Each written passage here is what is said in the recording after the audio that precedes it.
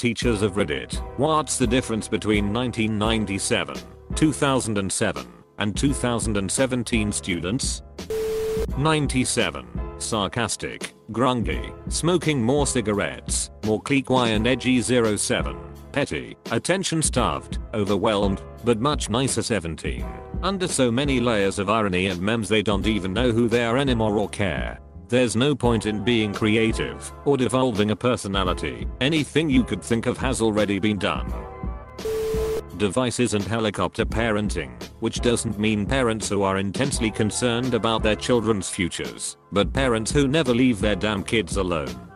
I'm guilty of secretly enjoying watching parents of students who graduated with my daughter last year having complete meltdowns now watching the children they diligently helicoptered become the drunk party animal failing all their classes. Students. Karma may bite me over it, but I hated watching them give their kids zero leeway to enjoy any part of their lives.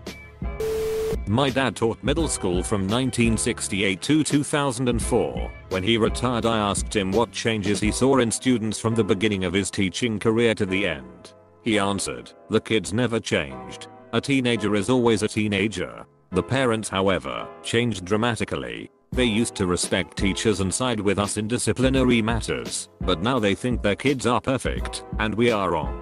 Glad in getting out before it gets worse." N. 1997. You won't always have a calculator with you everywhere you go in life! 2017. Before beginning the test, every student must disable the multifunction calculator. That goes with them everywhere in life. N. No phones. Small phones. Big phones. Going to sound like an old man here, but when I was in high school in 97 we had a system where various teachers' aides would photocopy all of the notes, answer keys, homeworks, etc. and put into an unused locker. My whole class, even the future valedictorian, used that locker. I'd imagine cheating efforts have advanced since TH. Now it's just you do that assignment. I got it from Johnny, you need it? Yeah, send it, then we just text pictures over. I teach English at a rural high school. The biggest issue for 2017 students is that they have almost zero self-confidence. I don't know if this is a product of culture or if this is just a fluke with my students. However, they are unwilling to try anything challenging or new without an extreme amount of one-on-one guidance. And that's very difficult to give in a classroom of 30. Edit. Dang, this blew up. Nice to hear I'm not alone in noticing this. 1997. Colorful hair and piercings. 2007. No colorful hair, lots of tattoos. 2017. Colorful hair and tattoos. I teach in college. Oh, the other difference was 1997. No one talked about being gay. 2007. Students came out to me privately in my office. 2017. Students talk about being gay in class. I wasn't old enough to teach yet in 1997. I was 4 years out of high school, young and naive. In 2007, students were semi-glued to their phones, but the technology to integrate them into the classroom Twitter accounts, Facebook, Snapchat, etc. wasn't there, nor was it encouraged in any way through administration. There was still a phones away rule. For the most part, the students in my tech courses at the college I was working were older, either getting recertified new degrees or simply enhancing their current skills with newer ones. I would put most of the ages in the late 20s to mid 30s. In 2017, I have young students right out of high school. It's rare now that I have an older student. Most of these students come in with at least basic knowledge of technology/hardware/software, but more often than not they are even more advanced than that. It's interesting how the tech group got so much younger and more skilled, while the older group, I don't know. Do they not move forward anymore? Are they switching to different careers? Not exactly teacher, but my mother is an educational assistant, works with special needs students in the classroom. As policies changed, more and more mentally disabled students have been integrated into classrooms at the same time that funding has been cut from the EA program. It is also common to have extremely poor behavior children misdiagnosed as autistic, when it is more of an issue on the parents' end. Edit. An example would be a situation where the transient dad was into MMA and bonded with the child through roughhousing. The 6-year-old then ruled over mom in the house because mom couldn't control the kid. No bedtime, eat what they wanted, or risk a violent tantrum. This child was initially misdiagnosed with autism, which the parents hid behind that diagnosis as a justification for poor enforcement of behavior. They also resisted the school's recommendations for the child to be sent to the special behavioral program at a different school for a very long time at no additional cost, paid transport for the student via taxi, etc. She has trained students in kindergarten before.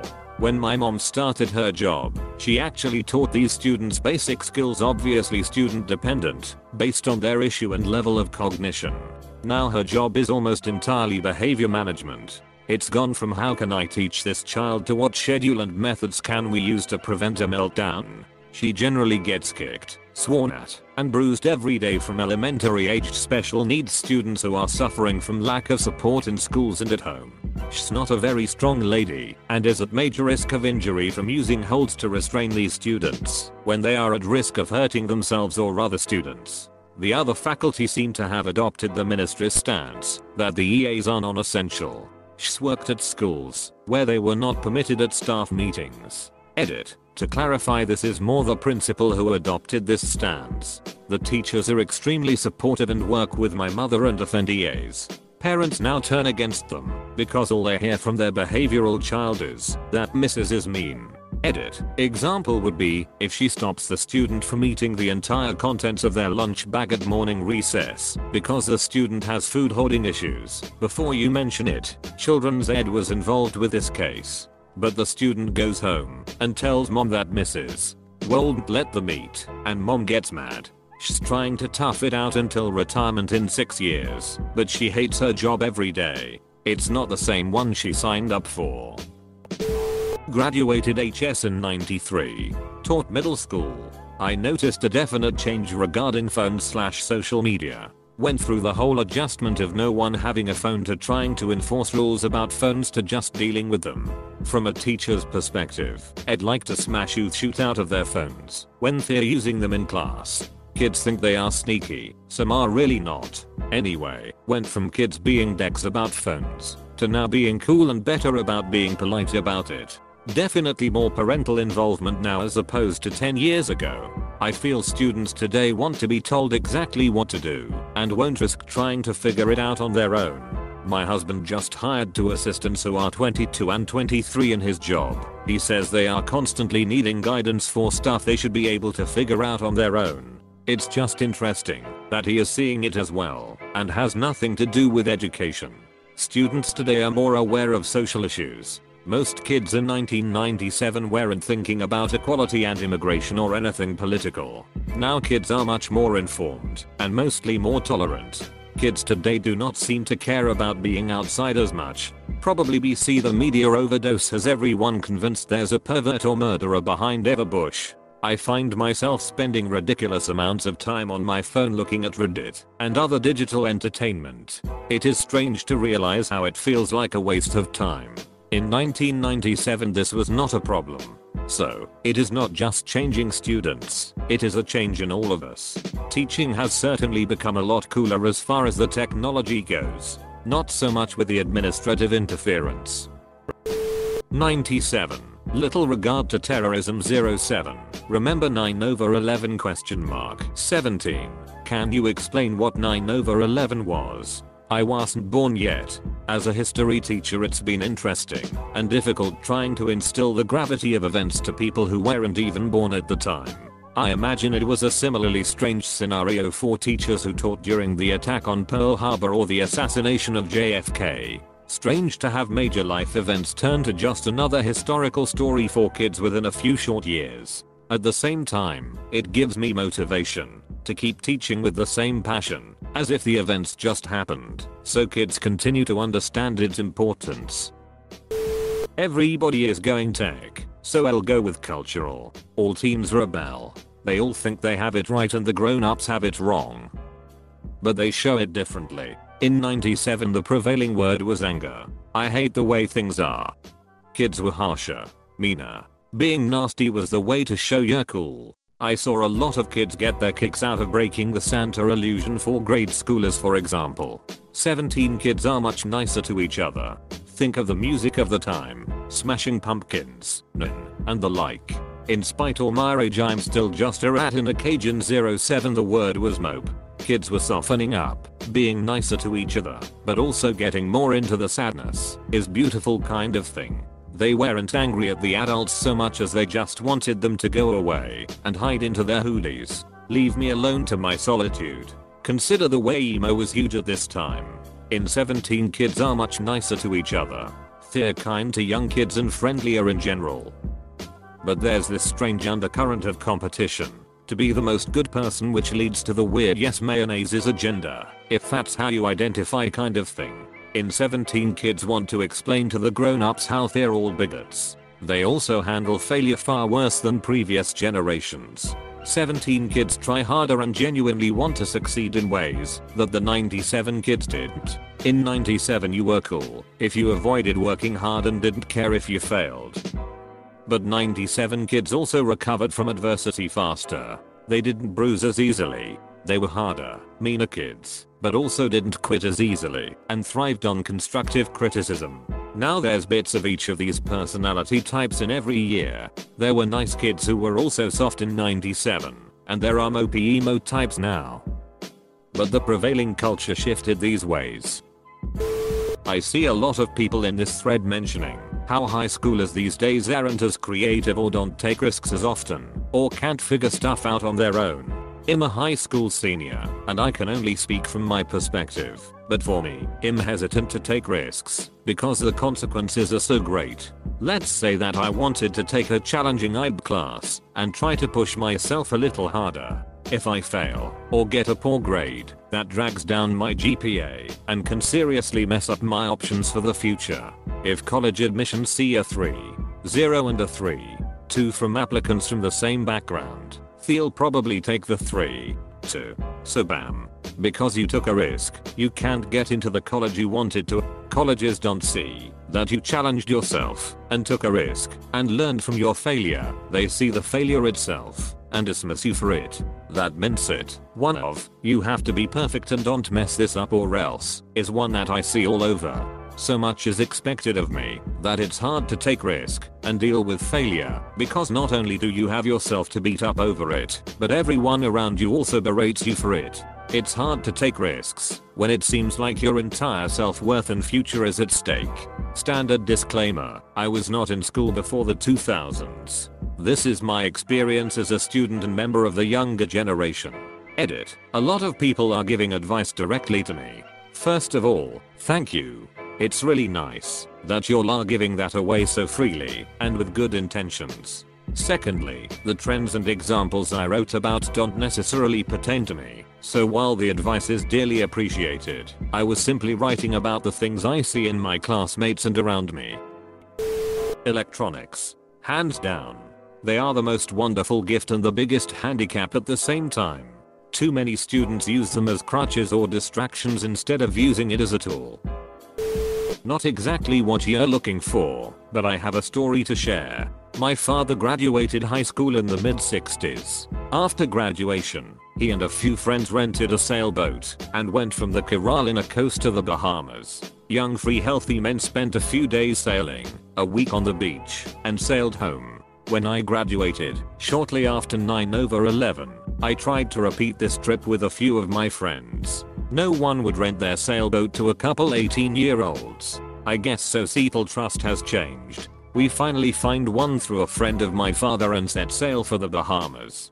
2 days in, and we see a helicopter, then a Coast Guard vessel, then we're boarded by us government guys with guns who say, "Alright, boys, what is it today? You moving guns or drugs?" After searching the boat for hours and it's a tiny boat and finding nothing, we are let go, but instructed to turn around and sail home under threat of arrest if we continued south. Yeah, so I guess things have changed a bit. The whole be cool stay in school thing seemed to work. I'm not a teacher, but I used to volunteer as a middle school basketball coach. Kids take school more seriously than when I was a kid, which is a great thing. Yes, I've always heard about stereotypes high school like jocks not caring about grades and partying all the time. Some of my best friends are sports players and they work incredibly hard. I was a student in 1997 at the school I now teach at, so I can answer this one. 2017 students are infinitely more polite, harder working and more intelligent than my cohort ever was. They're much less likely to smoke, they don't drink the idea on the playing field at lunchtime, and they don't sell each other shooty weed in industrial quantities. I gather they sell each other excellent quality weed in very small quantities instead. It's a big secondary school on a fairly deprived estate, so these aren't exactly kids who go to etiquette classes after school, but I literally can't open a door by myself because some 16-year-old with mutton chops will spring out to open it for me. If it done that when I was at school, it would have been instant social death. Edit. Whoa, 90% of my all-time karma has come from this one comment. Also, RIP my inbox. Edit 2. Politer is not a word. Shame on me. Since I'm an old fart who has been teaching during all of these years, I will give my impression. The main difference I see is an attention span and impulsivity. The 2017s cannot focus on only one thing. If I'm talking, they will be doing 10 other things. They have the attention span of a gnat and can't sit still for love nor money.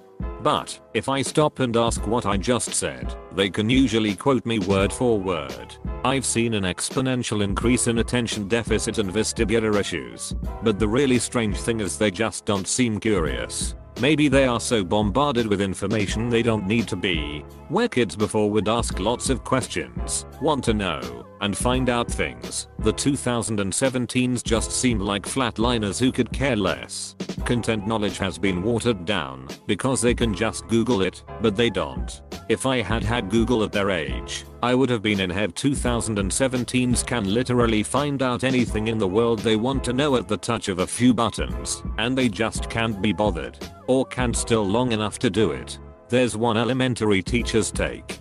Well, that's it. You were raised in an environment that lacked quality information, and as a result you were hungry for knowledge. You were interested in learning these things because there wasn't such a valuable wealth of knowledge. In contrast, the kids are immersed in knowledge. Any question from how to multiply to what is the meaning of life can be found instantly. It's not that they aren't interested, they are, and they use the internet to seek that knowledge that interests them. It's just that in comparison, the low bandwidth of a typical classroom setting is boring. I'm sort of caught between generations. I prefer to read deep down into the material. I loathe watching video tutorials or articles, for example, as I can read the real content much faster. But frick me, I live in the age of YouTube articles. Mom is a teacher for generally 3 to 5 year olds. I got this. Kids are certainly more abstract thinkers than they used to be. This was a project they did about food, starting with P97, pineapple, pickles, 07, pecan, peanut, potatoes, pears, 17, purple lollipops, pigs in a blanket, pepperoni pizza. They're more likely to tell stories and negotiate. One kid roughly explained the concept of double jeopardy. You can't get in trouble for the same thing twice, to a teacher he was having a conversation with. One kid said that he wasn't hitting his classmate, but the wind pushed him hand when he was running. If they have a question that you can sometimes this means won't answer, they'll ask you to use your phone or the computer to find the answer. It seems like they're aware that information is very close at hand, and no question doesn't have an answer. They don't take just because or no reason at face value anymore. Not a teacher, but many in the family elementary level. And they say the kids are basically the same, but the parents are so much worse. They're not involved in their child's education, blaming the teacher for poor scores despite never even sitting down and reading a book with their kid. They don't follow through with discipline after their child misbehaves at school. The list goes on and on. Cute anecdote. In 1994, I played a record in a class. When the record ended, one of the students asked me how to rewind it. Yesterday, I asked a student to play a CD and the student could not figure out how to get the CD to play. She kept pushing the tape deck play button. In just over 30 years we have archived 3 different music players. I'm late to the party, but I've worked in a high school for a while. 1997. Better music, worse beer and no real grasp on technology. Heck, no real access to it either, unless you were in a 15K modem in a computer lab. This mean less pronoun and much more face-to-face interaction. 2007. Collection of assholes. This was the zenith of bullying. My high school average is about 250 graduates each year. Of those 250, you would not want to be around 220 of them. Just entitled assholes. Still had flip phones, and not as much internet hello space. That group took perverse pleasure in making someone's life miserable. Alcohol was huge, with old school keggers at every opportunity. A lot of prego girls, a lot of sex assault complaints. It was awful. 2017. The internet is king. Kids are remarkably better behaved because they are kinder. Believe it or not, kids will quickly rise to the defense of a trans person or someone being bullied. Withdraws the intoxication market. You rarely hear about a party now, mostly just 5 to 10 kids in a basement smoking up. My high school lost 5 kids from 2002 to 2006 in drinking and driving accidents. Nonsense. Overall, this is a much nicer school to work in than 10 years ago. Now if the parents would just calm the frick down, most of these kids would work issues out themselves. Started teaching high school in 1995. Still teach. 1997. High school kids fall into distinct categories as do the course titles. College bound and not college bound, which is perfectly okay with parents and kids. Lots of electives for kids to explore their strengths and passions. Only college bound kids take standardized tests, and these kids are confident, creative, and inquisitive. Non-college bound kids are chill too, and have confidence that their skills and work ethic will land them a decent middle class life. Kids aren't very inclusive or accepting of differences. 2007. Budget cuts to education equals loss of electives, arts, and music. New standardized testing requirements begin, and all kids regularly sit for hours taking tests that simply beat them down. An all kids are college bound mentality is the norm. Kids are unprepared, and when they earn average grades in challenging classes, the kids feel stupid and complain to parents, who decide it's the fault of the overpaid, underworked teacher. Every kid is going to be a doctor, even the ones who can't pass chemistry. Kids are more inclusive, but online bullying becomes a huge distraction. 2017. Still no electives as they are expensive to run. Instead, students are pushed out into early college and online courses. The class of 2017 knows nothing other than the regular and systematic beating down of standardized tests. Because a Gradabook app immediately gives them a notification green arrow up or a red arrow down when grades are entered, they are obsessed with grades. They see little correlation between grades and learning. They haven't been asked to be creative or inquisitive without technology in years, and when challenged to do so now, they become frustrated, and more than ever, they feel stupid. They fear failure and student debt, and while they want to go to college and become doctors, they are afraid to verbalize this dream. Kids are much nicer to each other, and way more inclusive. Karate instructor here. Different than a traditional school teacher, but I've seen some shoot. When I was a young student back in 1997, things were still pretty old school. We didn't have much as far as body protection for sparring. We didn't have regular water breaks during class, and for our black belt exam we were forced to go when we reached a certain rank, and repeated until we passed. Took me 3 times to pass. My parents were okay with any and all discipline I received from my instructors. When I began to seriously teach in 2007, the kids would respect me for the most part. I had a few kids diagnosed with AD/AT or something similar, and I had to learn to adapt to them. No big deal. Now in 2017, I can say I've encountered a big shift in the past decade. Kids are more openly disrespectful to me, especially the teenagers. And the worst part is more parents take offense when I discipline their kids for inappropriate behavior. I'll usually just give them push-ups or have them sit on the side, but I guess that's just too much for some parents to handle. Also, it seems like more kids are being diagnosed with autism/AD, so many parents like to just write off bad behavior to their disability, which is not entirely true. Not a teacher but old. In high school late 80s me and my friends used to play the assassination game where we would shoot each other with those suction cup and Nerf guns. Anywhere. Between class battles were common. We would even sneak out of class, open the door to a class that a friend was in, and shoot them in the back of the head, right in front of the teacher and the whole class. The only thing that would happen is we get our guns taken away. We had several backups in our lockers. The other thing was I was in band and had a crush on several of the flag corps. I would draw these scenes Art Geek too where the flag corps were viciously murdering the entire band with their ninja type flag weapons. The whole thing. Beheadings, disembowelment, evisceration. Everyone loved them, including the band directors who would post them in the window of their offices so that everyone could see them. I cannot see that happening today.